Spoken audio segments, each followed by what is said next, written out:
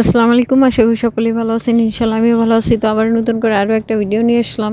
তো ঘরে গেছি, কারেন্ট ছিল না অনেকক্ষণ থেকেই। তো কারেন্ট আসছে, আমি ঘরে গেলাম লাইট দেওয়ার জন্য।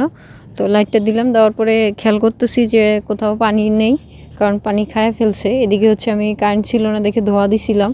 তো খাবারের বাটিতে হালকা পাতলা একটু ময়লা জমে আছে, এই ময়লাটা আগে পরিষ্কার করে নিয়ে তারপরে পানি দিই। নাহলে দেখা যাবে যে আপনার ওই পানিটা খাইলে হয়তো কোনো ধরনের সমস্যা হইতে পারে। তো এই জন্যই আমি কি করলাম, ফার্স্ট টাইম পানির পাত্রগুলো আমি পরিষ্কার করে নেওয়ার চেষ্টা করলাম। আসলে এখানে কি যে কাঠের যে গুঁড়িটা আমি ব্যবহার করি, এই গুঁড়িটাই কি এরা মানে ওই ট্রে থেকে হয়তো সম্ভবত এইদিকে পড়ে, যার কারণেই দেখা যায় আমার পানির পাত্রতে কাঠের গুঁড়ি দিয়ে ভর্তি হয়ে থাকে। এই জন্য এটা আমাকে পরিষ্কার করে দিতে হয়, না হলে সমস্যা একটা হবেই।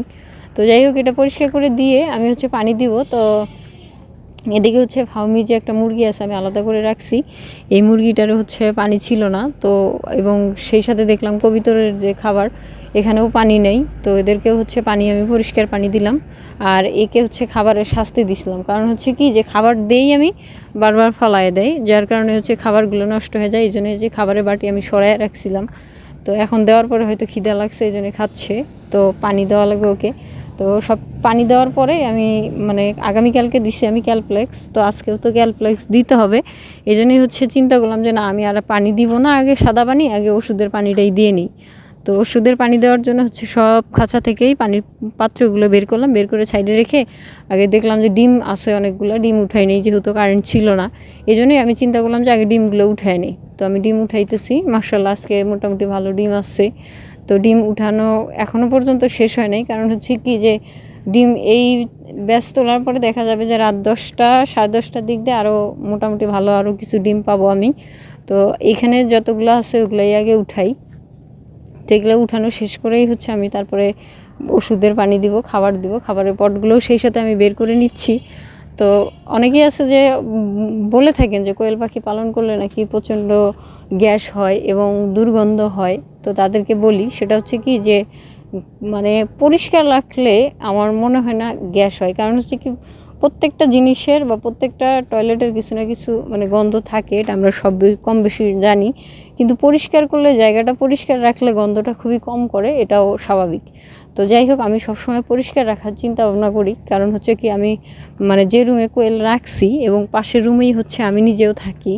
তো যদি পরিষ্কার না রাখতাম আর সেই পরিমাণে যদি প্রচুর পরিমাণে আপনারা যেভাবে বলে থাকেন যে কোয়েল পাখির একটা গ্যাস হয় বা প্রচুর পরিমাণে গন্ধ করে, এই টাইপের যদি হইতো তাহলে আমি পাশের রুমে থাকতে পারতাম না, এবং আমি যে বাসায় আছি ওই বাসার সাইডে যারা থাকেন বা ওই রুমের আশেপাশে যারা থাকেন তারাও কিন্তু সেখানে থাকতে পারতো না। তো যাই হোক, মোটামুটি এই দিক থেকে আমি একটু লাকি, কারণ কি যে পরিষ্কার রাখি সব সময়, যার কারণে গন্ধটা করে না বা গন্ধ ছড়ায় না। এটাই হলো মেন টপিক। তো যাই হোক, আমি খাবার দেওয়ার শেষ পর্যায়ে পানি দিলাম, খাবার দিলাম। তো এদের সাথে একটু দুষ্টামি করতেছিলাম ডিম তুলতেই।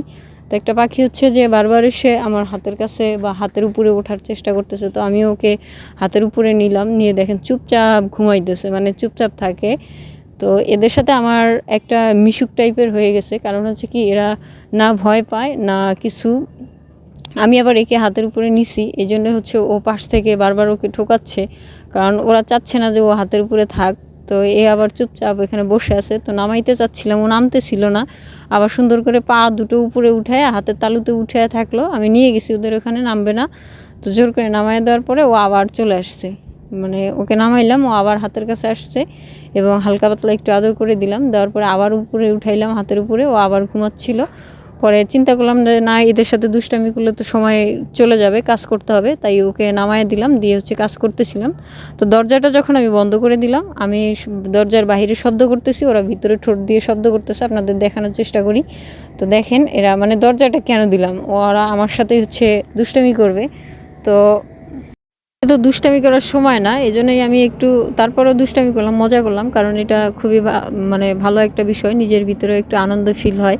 তো যাই হোক, এদিকে আমি কবিতরগুলোকে আপনাদের দেখানোর চেষ্টা করলাম যে কবিতরগুলোও মোটামুটি ভালো আছে, সুস্থ আছে। আর সবাইকে পানি দিচ্ছি, এ জোরে জোরে চিৎকার করতেছে যে সবাইকে পানি দিচ্ছি, একে কেন পানি দিচ্ছি না। তো ও খুবই রাগ হয়ে গেছে। তো পানির পাত্রটা নিলাম, আমি পানি খাচ্ছিল না, যখন ভিতর দিয়ে দিলাম আপনারাই দেখেন কি পরিমাণে পানি পিপাসা লাগছে ওর।